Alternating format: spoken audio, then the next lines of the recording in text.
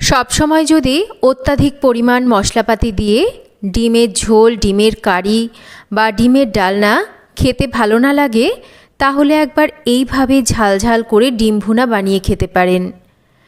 এই ডিম ভুনা খেতে যেমন ভালো হয়, সেই রকম খুব অল্প সময়ে অল্প মশলায় তৈরিও করে নেওয়া যায়। গরম ভাতেই বলুন বা রুটি পরোটার সাথে বা ট্রেন জার্নিতে এই ডিম ভুনা কিন্তু আপনারা সঙ্গী করতে পারেন। খেতে অপূর্ব স্বাদের হয় আর বানানো খুব সহজ।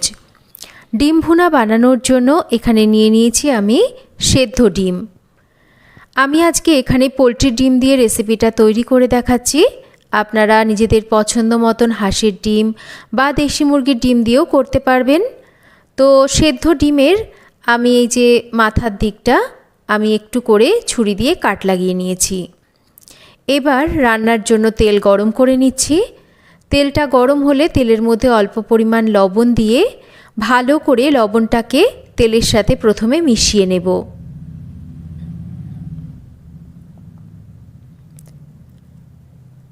এবার একটা একটা করে সেদ্ধ ডিম দিয়ে দেব আর ডিমগুলোকে একটু হালকা করে ভেজে নেব।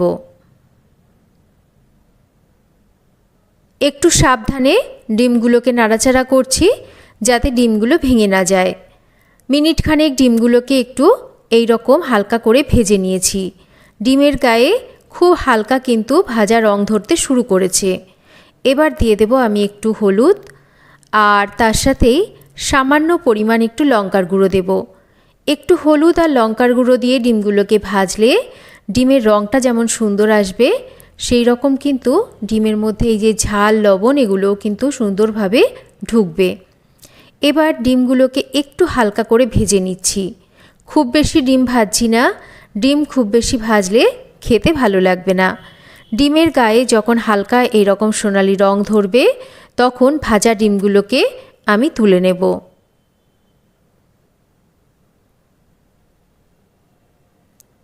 এবার আমি এই তেলের মধ্যে দিয়ে দিচ্ছি 5-6 কোয়া থেতো করে নেওয়া রসুন। এবার এই রসুনটাকে একটু ভেজে নিচ্ছি। আপনারা চাইলে কিন্তু আরও একটু তেলের ব্যবহার এখানে করতে পারেন। আমি কিন্তু একটু কম তেল আর মশলা দিয়েই আজকে ডিম ভুনার রেসিপিটা আপনাদের বানিয়ে দেখাচ্ছি। রসুনটা যখন বেশ ভাজা ভাজা হয়ে যাবে তখন এখানে দিয়ে দেব পেঁয়াজ কুচি। আমি 5টা ডিমের জন্য বড় মাপের 2টো পেঁয়াজ কুচির এখানে ব্যবহার করেছি। এই ডিম ভুনাতে পেঁয়াজের ব্যবহারটা একটু বেশি করতে হয়, আর ডিম ভুনাতে পেঁয়াজের ব্যবহার একটু বেশি করলে ডিম ভুনা খেতে ভালো লাগে। পেঁয়াজটাকে এবার একটু সময় নিয়ে ভেজে নেব। আপনারা চাইলে আবারও বলছি তেলের পরিমাণ আরও একটু নিজেদের পছন্দ মতন বাড়িয়ে দিতে পারেন। আমি একটু কম তেলেই করছি আর তার জন্য একটু সময় নিয়ে পেঁয়াজটাকে ভেজে নিয়েছি। পেঁয়াজটা মোটামুটি ভাজা হয়ে গেলে একটা টমেটো আর পরিমাণ মতন লবণ দিয়ে এবার পেঁয়াজের সাথে ভেজে নেব। লবণটা এই সময় দিয়ে দিলে টমেটোটা খুব তাড়াতাড়ি নরম হয়ে আসে। একটু ভেজে নেওয়ার পর আমি এখানে দিয়ে দিচ্ছি অল্প পরিমাণ জল। এই সময় পরিমাণ মতন হলুদ দেব আর দিয়ে দেব একটু ঝাল লঙ্কার গুঁড়ো ঝালের জন্য। ভালো করে একটু মিশিয়ে নেওয়ার পর এবার একটু ঢাকা দিয়ে লো টু মিডিয়াম ফ্লেমে রেখে রান্না করব। 4-5 মিনিট আমি ঢাকা দিয়ে রান্না করে নিয়েছি। ঢাকাটা সরিয়ে নিচ্ছি। দেখুন যে জলটা দিয়েছি, জলটা কিন্তু বেশ মোটামুটি শুকিয়ে গেছে আর পেঁয়াজ আর টমেটো বেশ নরম ভাব হয়ে গেছে। একটু ভালো করে আমরা এটাকে এইভাবে একটু ম্যাশ করে দেব আর জলটা শুকিয়ে আসা অবধি অপেক্ষা করব। জলটা শুকিয়ে গেলে পেঁয়াজ আর টমেটো বেশ নরম হয়ে গেলে ভাজা ডিমগুলোকে দিয়ে এবার ডিমগুলোকে আরও একটু পেঁয়াজের সাথে এইভাবে ভেজে নেব।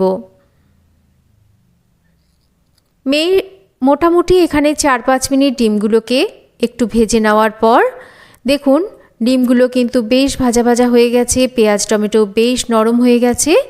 এবার এর মধ্যে দিয়ে দেব আমি সামান্য একটু কয়েক দানা চিনি।